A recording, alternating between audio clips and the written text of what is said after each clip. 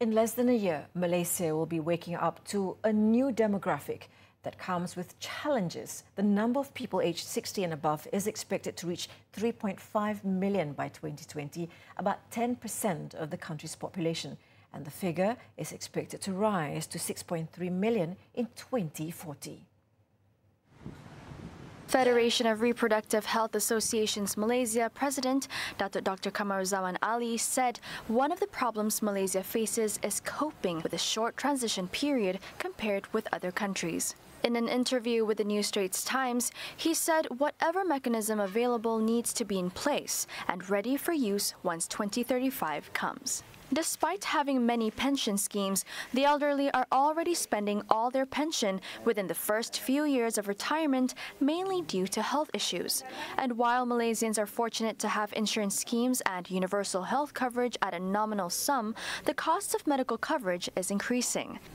Given this, the government would need to look at a more sustainable mechanism, also extending the safety nets to those in rural areas to include farmers, rubber tappers and fishermen who are most vulnerable in years to come.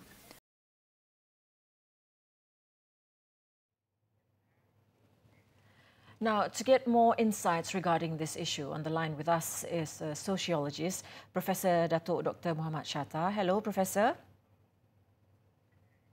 Now, firstly, is it a bad thing to be an aging nation, and are there any negative implications, you reckon? Hi, thank you for having me today. Well, as a nation, we have to understand that, there is no nation in the world that only have one type of population. So basically, we cannot say by having a large number of aging population is bad or good, or the same thing, when we have like a large number of young population is good or bad. So basically, as a nation, if you want to progress, if you want to move forward, if you want to fly, we need to have both the aging population and the young population, the combination between these two groups, then they can generate better ideas, better development, and so on. So basically, these two groups are very important recipe for success of the country. So socially, we cannot say bad or good because both of them are needed for the sake of the country, for the future development and progress. How about special programs for the aged? Are there enough trained personnel to help the aged community, you reckon? Well, Malaysia, we are still being considered as a young population because the majority of the people are still at the age below 50. Well, soon we're going to have people who are above 50, above 60, and so on, like Japan and also Taiwan. So I think if we want to say whether now we are already really prepared for the aging population socially, I would say we are not ready yet. So therefore, to prepare for the next 10, 15 years, we need to develop or to train people, young people, so that they can cater for this type of group.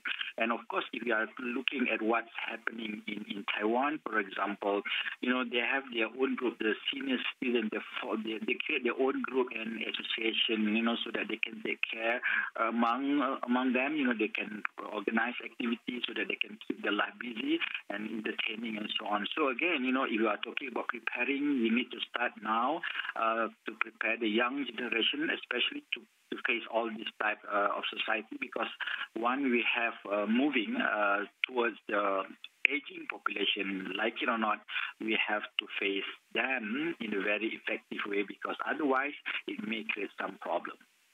Now, Prof, regarding reports on the elderly using up their life savings in the first few years of retirement, what can be done to provide a safety net for them, especially those in the rural areas?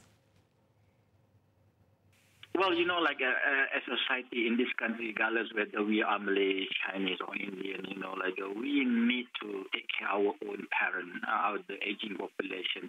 So we are not a country where we love to send parents to the elderly home or folk home and so on.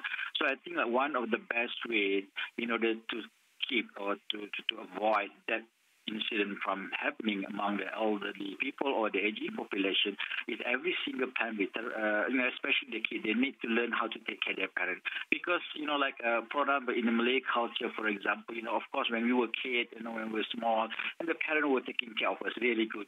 Sometimes they got 10 kids, 12, 11 kids, 5 kids, a lot of kids, but they managed to take care of us really, really good.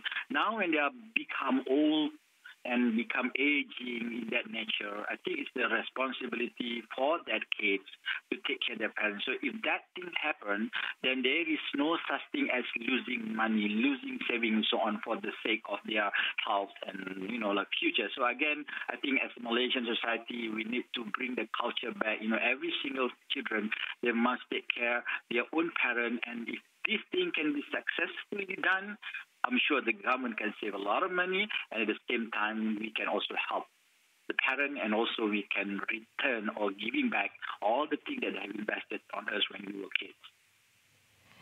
Thank you, Professor. Thank you, Professor Dr. Muhammad Shatta, for this insights. Now,